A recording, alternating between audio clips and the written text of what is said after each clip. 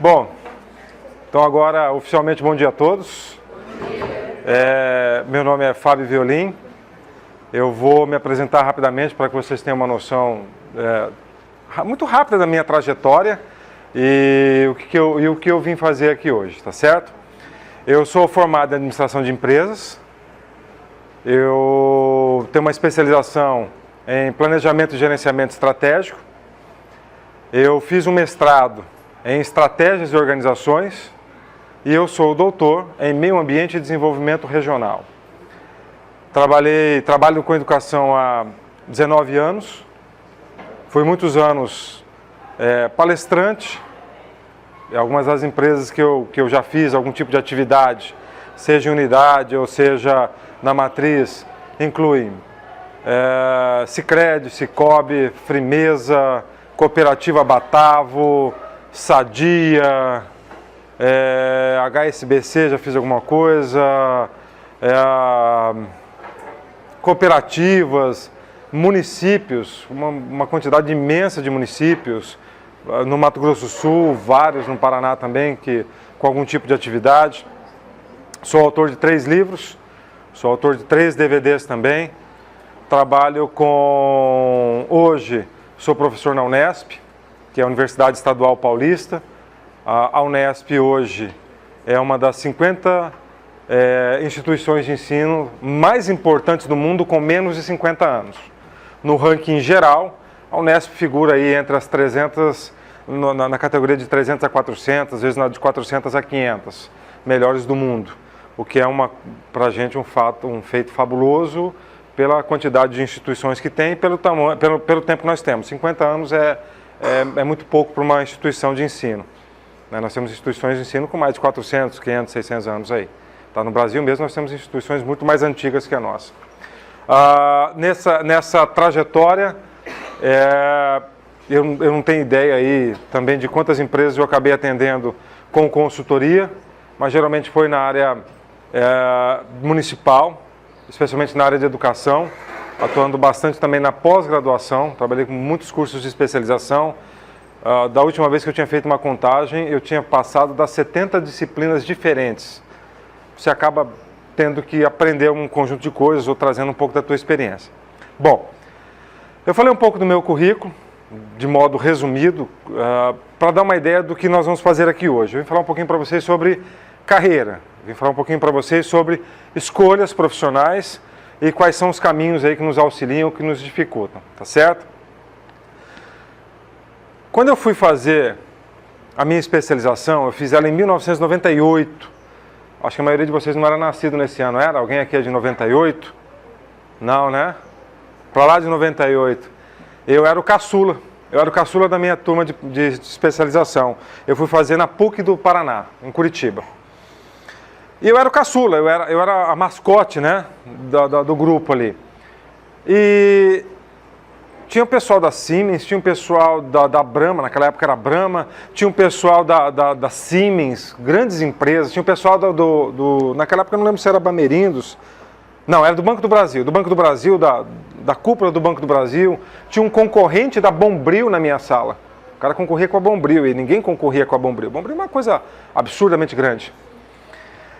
E aí, o que eu aprendi com aqueles camaradas que eram de grandes empresas? Qual a diferença, depois de muitos anos eu fui vendo, qual era a diferença daquele camarada que estava numa grande empresa, que tinha um bom cargo, daquele camarada que não tinha um bom cargo, daquele camarada que não projetava? Eu vi poucas diferenças, não são muitas diferenças, mas uma era gritante,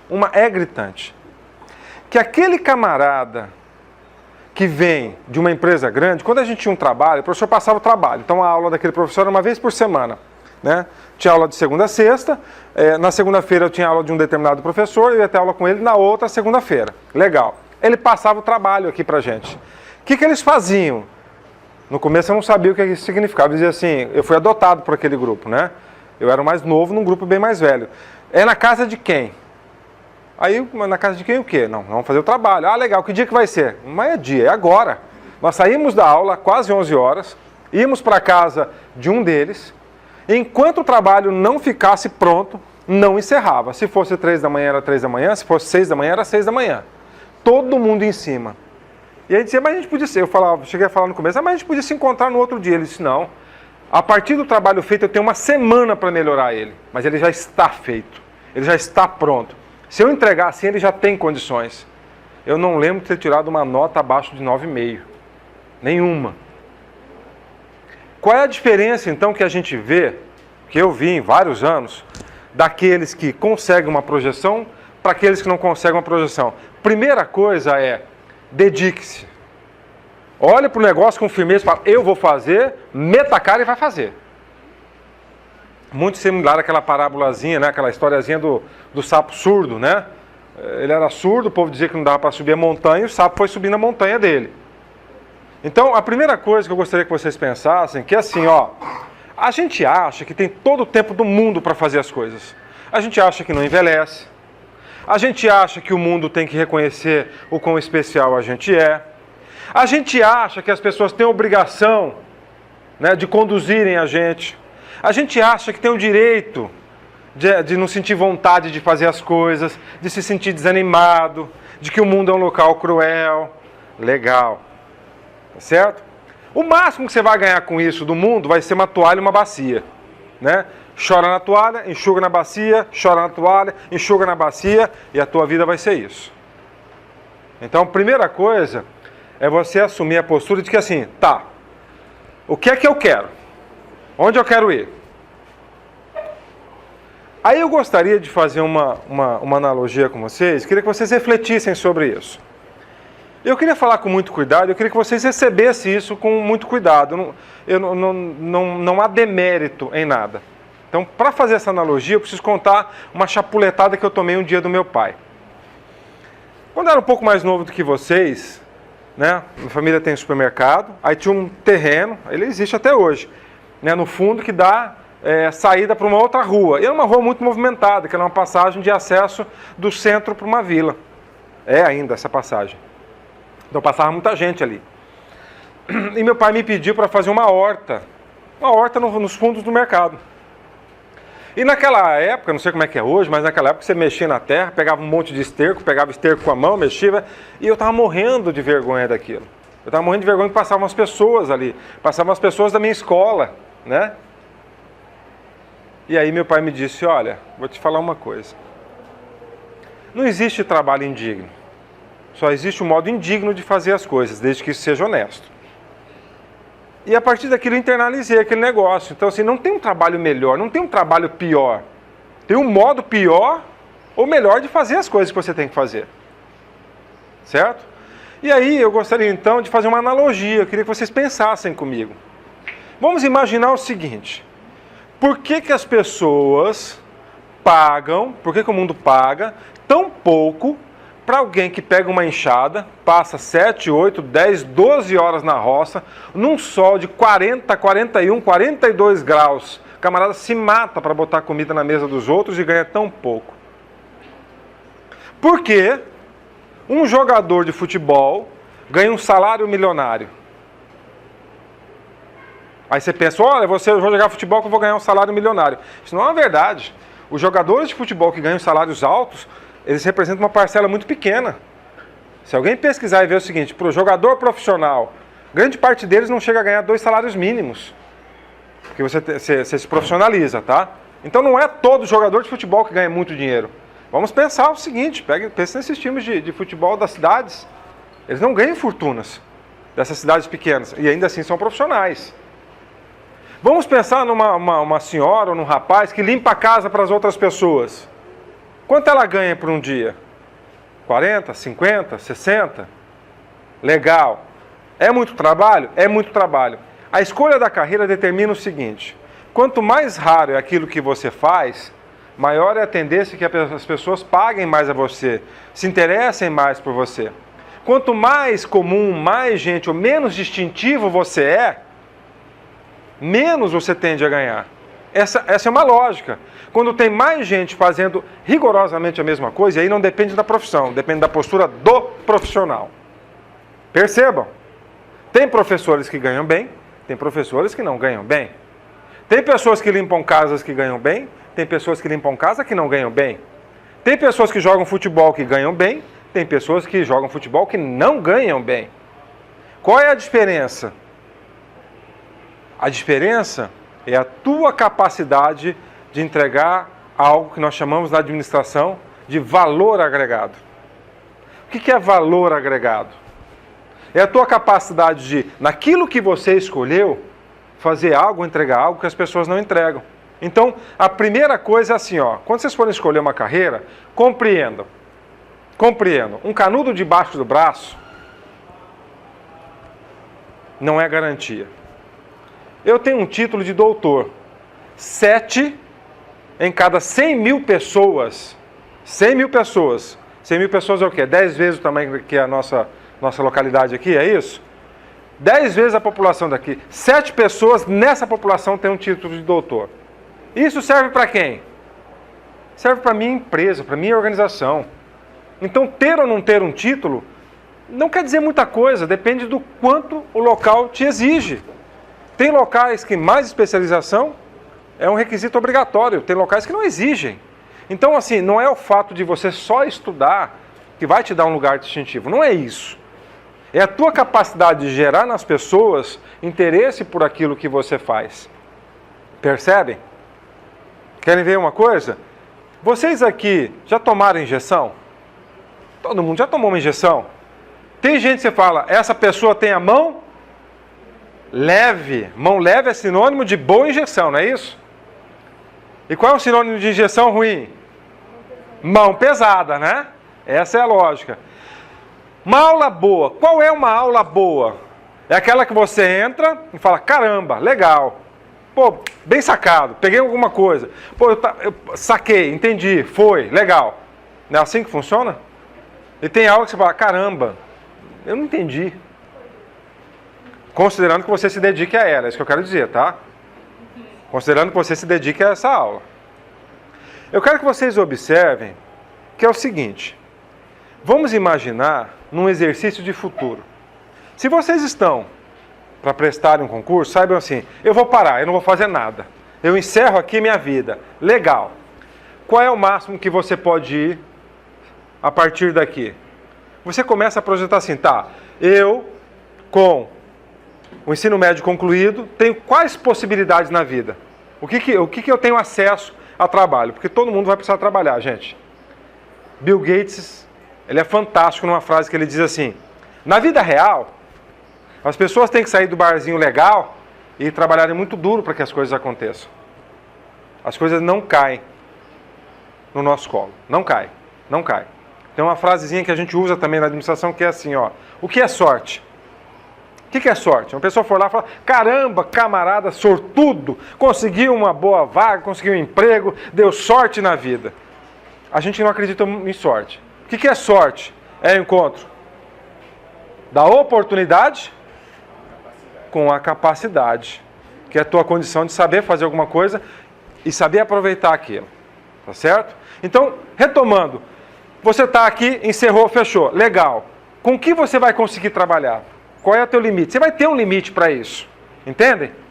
Você vai ter um limite de carreira, de profissão, de atividades que você possa exercer.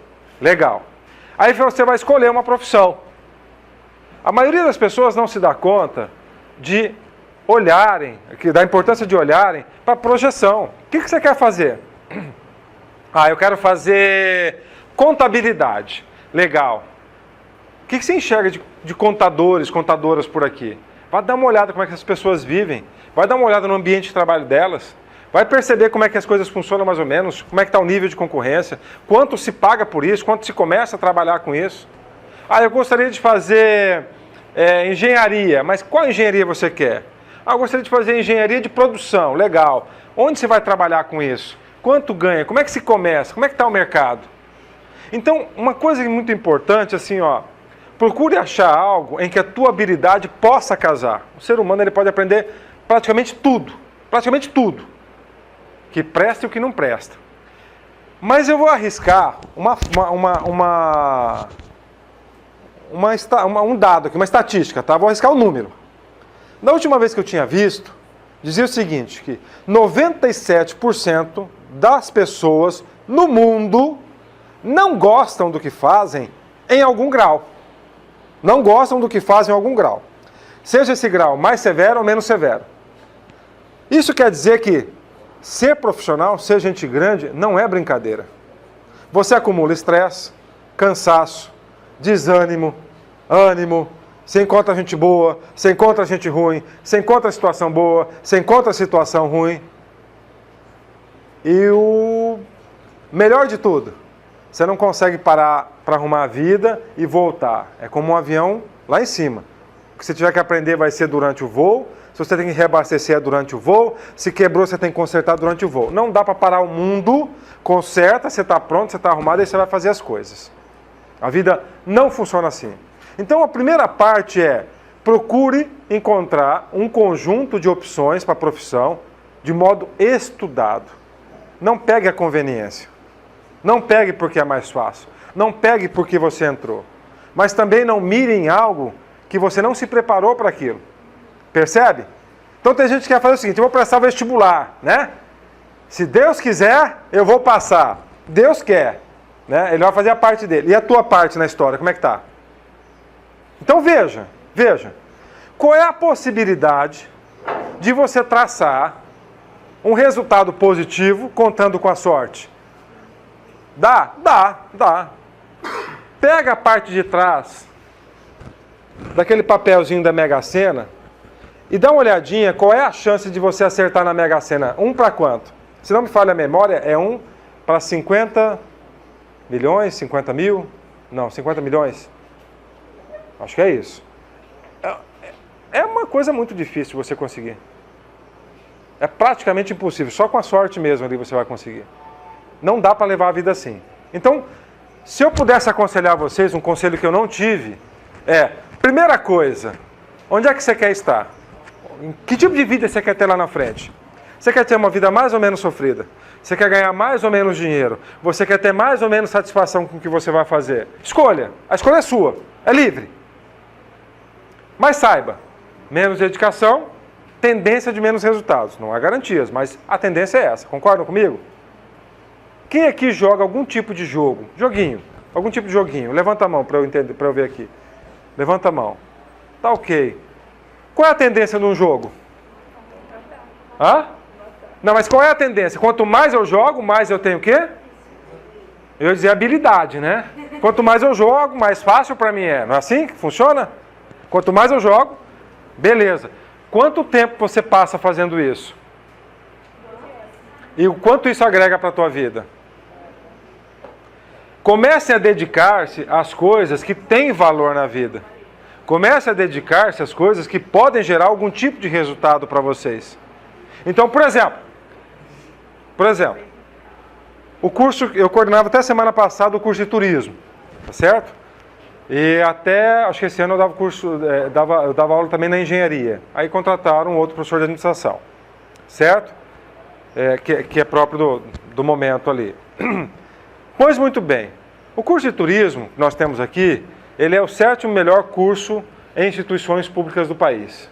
Ele é o 3º em atratividade do mercado, certo? Legal. O que isso quer dizer? Isso quer dizer que o curso é bom. O curso é bom? Ele é perfeito? Não é perfeito. Você entrou num curso como esse, legal. Saiu, você vai trabalhar como turismólogo, beleza. Mas, assim como vocês, eu também vim do ensino público. Eu fiz minha formação inteira no ensino público. Minha formação inteira. Qual era a probabilidade da gente entrar numa instituição pública? Muito pequena. Porque as pessoas que podiam pagar, ou que tinham acesso à educação, ou que tinham acesso a cursinho, hoje a forma de acesso a cursos bons, como esse, ou como dezenas de outros que tem por aí afora, são muito mais facilitadas. Então eu vejo, às vezes, a pessoa vai pegar um desses rankings que o governo possibilita e fazem de qualquer modo, vão lá de qualquer jeito, como se fosse algo qualquer. Ali você botou a tua possibilidade de traçar um futuro legal, entrar num local muito difícil. Então eu gostaria que vocês começassem a perceber que, aparentemente, vocês têm todo o tempo do mundo, mas o tempo passa rápido. A hora que você piscou, você não vai conseguir chegar aí depois de 21, 22, 23 anos sem estar colocado profissionalmente.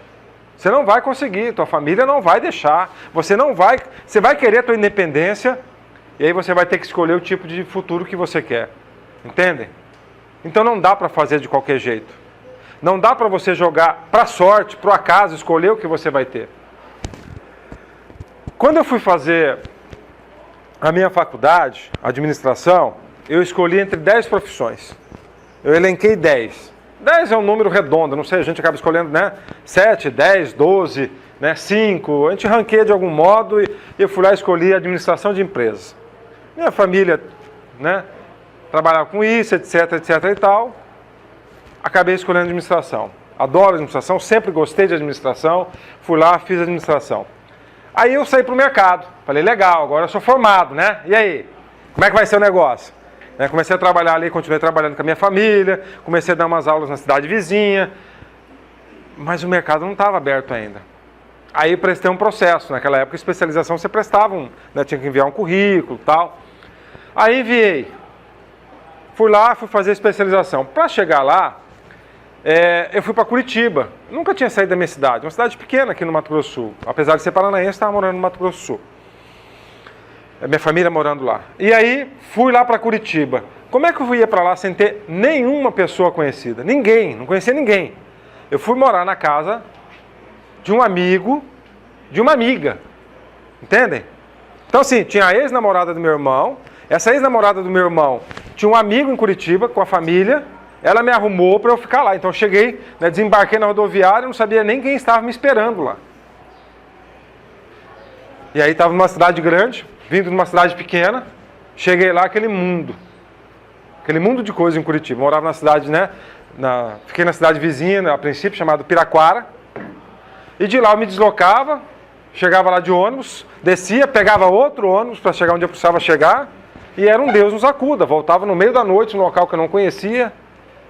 Muito sofrido, muito complicado. Depois arrumei um apartamento com um colega da minha cidade. Acabei encontrando um colega lá. Fomos morar com pessoas que eu não conhecia, com gente estranha. Uma labuta miserável, uma dificuldade tremenda. Mas eu fui observando que quanto mais eu me dedicava, melhor eu me estabelecia na coisa. E aí eu fui começando a perceber que eu podia fazer as escolhas, que eu não precisava escolher as primeiras coisas que aparecessem. E aí eu escolhi o mestrado que eu quis fazer. E aí eu pude, depois de mais velho, que eu fiz o meu curso de doutorado, acho que eu terminei tem uns 2 anos. Qual a diferença entre uma coisa e outra? Quando eu fui fazer o meu mestrado, eu fiz ele em Curitiba, na Universidade Federal do Paraná. Eu me considerava autossuficiente. Eu fazia como todo mundo ali. A gente fazia, ia para a República, estudava. Eu não tinha proximidade com os professores. Isso me fez muita falta depois. Eu não tinha percebido que eu tinha que usar o ambiente a meu favor. Eu podia ter tido amizade com aqueles professores que são reconhecidos, muitos deles nacionalmente. Alguns já faleceram, né? Tinham projeção de carreira, conheciam a localidade. Eu podia formar um negócio chamado network, que é quem me conhece, quem eu conheço profissionalmente, como o ambiente pode trabalhar a meu favor. Poderia ter usado isso. Não usei.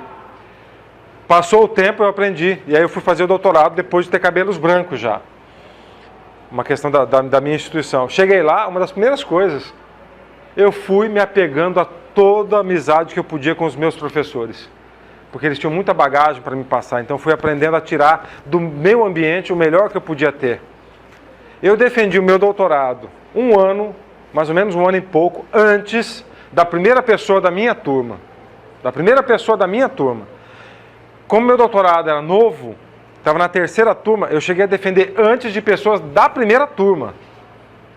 Não que eu fosse mais inteligente que os outros, não. Só que sábado, domingo, feriado, todo dia, durante o tempo do meu doutorado, 5 da manhã, eu estava sentado na frente do meu notebook, fazendo a minha tese de doutorado, fazendo os meus trabalhos de doutorado. Pelo esforço, eu consegui terminar antes que todos. Na época das férias, catei a minha tropa, fui visitar todo o estado do Mato Grosso do Sul, eu fiz meu doutorado lá. Foram comigo, minha mulher, meus filhos, de porta em porta coletando dados. Percebem? como as coisas fluem. Estou falando da minha experiência, não é a melhor, não é a pior, é a minha experiência. Serve para mim, serviu para minha lógica. E eu gostaria de dizer isso a vocês. Projetem um tempo, projetem um momento, projetem o que vocês vão fazer. Porque vocês vão colher os frutos disso. A gente não vive de futuro, sabe? O tempo é uma construção humana. O homem construiu essa lógica de passado, presente e futuro. O animal não tem esse contexto de passado, presente e futuro. O homem tem. O homem tem. Os outros animais não têm esse contexto na média. Na média, não é uma lógica. Então a gente fatia as coisas. A gente pensa assim, tá, eu quero me dar bem no futuro. Legal. Deixa eu fazer uma pergunta para vocês. Quem aqui tem vontade de um dia fazer algo fora do país? Quem gostaria de sair fora do país? Vamos lá. Quem gostaria? Legal. Legal. Para onde é que você gostaria de ir, meu camarada? Estados Unidos. Las Vegas, para os Estados Unidos também. Quem mais aqui? Cadê? Para onde você queria ir? Gostaria de ir? Para a Grécia. A senhora levantou a mão? Alguém aqui levantou? Não? Você? Para onde você gostaria de ir? Para o Japão. Mais alguém? Mais alguém? Para onde você gostaria de ir? Itália. Espanha. Legal. Maravilha. Legal. Quem gostaria aqui de ter um salário? Digamos lá, vamos lá, 5 mil reais seria um salário legal. Quem gostaria de ganhar 5 mil reais por mês? 5 mil reais por mês. Quem gostaria de ganhar 10 mil reais por mês? Quem gostaria de ganhar 10 mil reais por mês? Legal, legal. Como é que faz isso, gente? Como é que a gente faz isso? Dedicação? Tá, legal. Mas só dedicação é suficiente? Porque veja, o cavalo abaixa a cabeça, puxa o arado o dia inteiro, ele é dedicado. No final do dia ele ganha o quê? Milho e água. E uma boa escovada se ele tiver sorte, um banho, né? Legal, dedicação é importante? Perfeito, maravilhoso. Sem dedicação você não faz nada. Não dá para contar com a sorte. Mas só dedicação não é suficiente. O que mais que eu tenho que usar? O que mais que eu tenho que usar? Para ganhar 10 mil, para ir para o Japão, para ir para a Espanha, para ir para a Itália, para comprar uma casa, comprar um carro. O que mais eu tenho que fazer? Tá lá, vai lá, estudar? Ok, tudo bem. Mas ainda não é suficiente.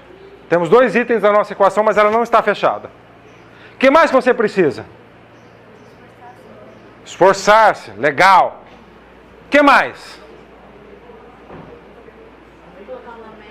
Colocar uma meta. Começamos a pensar estrategicamente. Veja, se você não decide, alguém vai decidir por você, para você ou contra você. Vamos imaginar a maioria dos empregos que estão aí, a maioria das ocupações que estão aí. Muita gente vive feito zumbi. Muita gente vive sem ter uma perspectiva de onde as coisas vão dar. Então, um primeiro exercício que vocês podem fazer, ou um outro exercício é projetem a própria carreira, projetem a própria vida.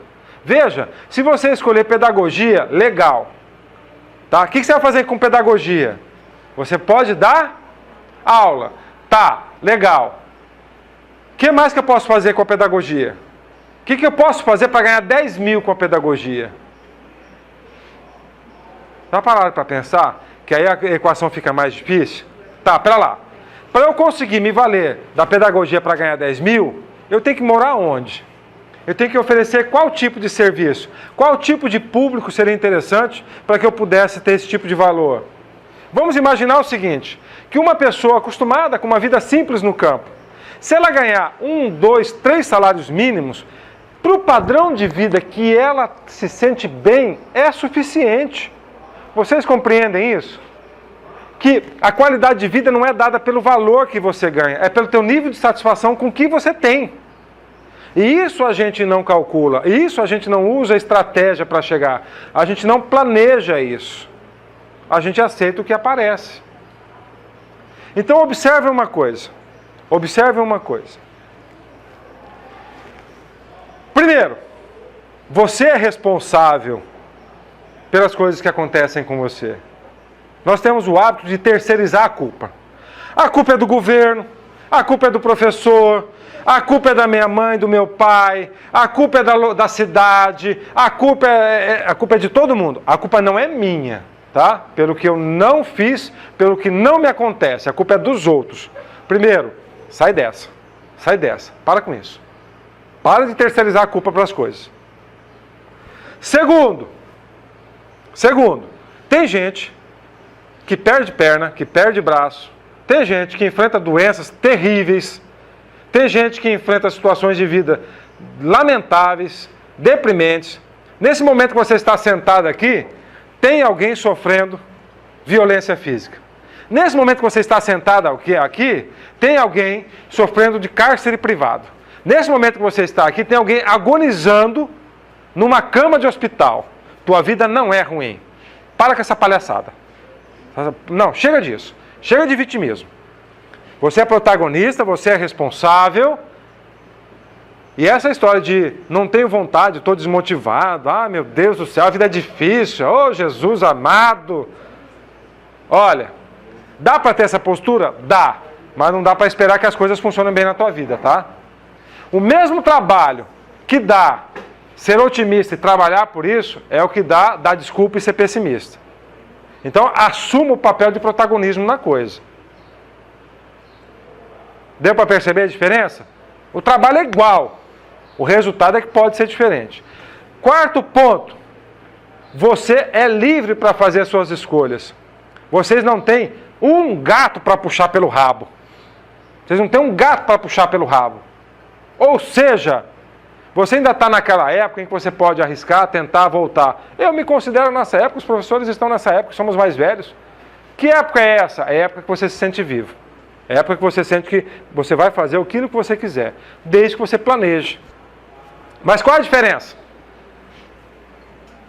Eu pegar o professor, que já tem uma lógica de vida em funcionamento, tirar ele dessa, colocar outra do zero, ele tem compromissos.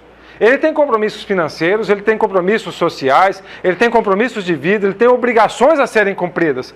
O passo que ele pode dar, vocês podem dar. Só que o dele tem que ser pensado com um pé para cá, vamos, agora dá para pular. Eu fui. Vocês não têm essa amarra hoje. Vocês não têm filho para cuidar, vocês não são responsáveis gerais por uma casa, vocês estão na época em que se errarem podem recomeçar tudo sem maiores danos. Mas o que não dá para morrer é de inanição, não dá para morrer de fome, não dá para deixar de fazer as coisas. Então assuma o protagonismo da coisa. Quinta coisa, você sabe aquela vida de príncipe encantado num cavalo branco, né? Às vezes você acha que achou o príncipe encantado num cavalo branco, você só achou o cavalo. Pode ser branco, pode ser de outra cor também, tá? Não precisa ser branco só não. Veja, nós estamos mais sujeitos a dificuldades do que facilidades na vida. As coisas elas são mais complexas do que pode parecer na tua série. Sabe a tua série preferida? Sabe as reviravoltas? Sabe aquela, né? A mocinho, o mocinho que era pobre, da noite podia ficar rico? Sabe a pessoa que dá aquela grande sacada, muda assim, a vida se abre, é um leque cor-de-rosa? É bem legal, é bem bacana, serve para distração, na vida real é trabalho duro. Agora, imagine você ter que ter trabalho duro por algo que você não tem afinidade. É muito mais complicado. É muito mais difícil. Então, fica a indicação. Apaixone-se por aquilo que vai vir para você para frente. Há pouco eu disse que a gente não tem essa noção de presente, passado e futuro. Isso o homem colocou para ele. Só que se você olhar para o céu, o que você tem? O que você olha? À noite, olhou à noite, o que você vê? Estrelas, legal. Essa é uma visão do quê? Passado, presente ou futuro? Passado. O que você enxerga lá em cima agora é passado. Por que é passado que você está olhando agora? Porque a luz viaja no tempo. Muitas estrelas ou muitas daquelas luzes talvez já nem existam. Não é assim que funciona? Não aprenderam isso? Ela vai viajar. Você pode estar olhando para uma luz que está chegando que já extinguiu a origem. Então a gente vive não de futuro. A gente não vive de futuro. A gente vive de passado. Ou seja, o que eu plantei aqui vai frutificar aqui. Seja bom, seja ruim. Percebem isso? Não tem uma equação diferente. Agora, sabe qual é a coisa mais engraçada? É que as pessoas plantam jiló e acham que vai nascer maçã. Qual é a possibilidade de plantar jiló e nascer maçã? Qual é a possibilidade? Nenhuma. Ou seja, se você não projetar o que você tem que fazer agora, por um período de 2, 3, 4, 5, 10 anos, quais as coisas que você gostaria, você não tem um patamar a alçar. Quer ver? Um amigo aqui disse que iria para o Japão. Foi você? Japão. Legal. Você sabe quanto é que custa ir para o Japão? Não. Eu vou chutar, tá? Você quer estudar ou quer passear? Passear, né? Legal. Vamos colocar aí, vou arriscar, tá bom? Vamos lá, passagem aérea. E de volta sozinho, uns 4 a 5 mil reais. Não, talvez um pouquinho mais, Japão é longe, né? Talvez uns 6, 7 mil reais. Vamos colocar 7 mil reais. Tô chutando o valor, tá? 7 mil reais. Quanto tempo você quer ficar lá? Uma semana? 10 dias? Vamos colocar 10 dias, tá? Bom, 7 mil reais. Aí você vai pagar ele pela estadia, né? Lá, né, o dinheiro deles vale mais do que o nosso hoje. Vamos colocar que você vai gastar uns 400 reais por diária num hotel. São mais 4 mil reais, nós já fomos para 11 mil reais. Legal? Aí você tem que comer, se deslocar e visitar os locais. Vamos colocar aí mais uns 10 mil reais? 24 mil reais. Legal. Você tem essa grana hoje? Não. Vamos parcelar esse negócio? Vamos parcelar? Quanto você acha que seria uma prestação legal? 500 reais? Por mês? Legal. Se você vai em 500 reais por mês, se você acumula 500 reais por mês, você vai acumular 6 mil no ano, não é isso? 6, 12, 18, 24. Você leva pelo menos 4 anos economizando 500 reais para passar 10 dias no Japão. 3, 6, 9, 12... Vou fazer uma conta bem rapidinho, me perdoe que não vai ser exata, né? 1.200 com mais 120, 240, 1.200, 1.400, mais ou menos, você vai trabalhar mais ou menos 1.450 dias, 4 anos, mais ou menos, tá? A conta não está certinha, não. Para 10 dias no Japão, economizando 500 por mês. Sem contar que também para ir para o Japão você precisa ter uma quantia alta no banco para eles poderem deixar você entrar lá, porque eles não deixam você entrar para trabalhar, então eles têm que ter certeza de que você tem dinheiro. Fora isso, você tem que tirar passaporte, vai ter que fazer, vai ficar mais caro do que 24 mil, tá? Percebem? Como é que você vai fazer isso? De onde você vai tirar? Como é que você vai juntar? É uma questão de você planejar, projetar. Uma pergunta rápida aqui. Quem pretende prestar vestibular ou um dos processos de acesso, como por exemplo o Enem? Quem pretende aqui? Levanta a mão, mais alto. Legal. Quem não pretende fazer nada? Parou, encerrou por enquanto aqui. Quem não pretende fazer nada? Ninguém?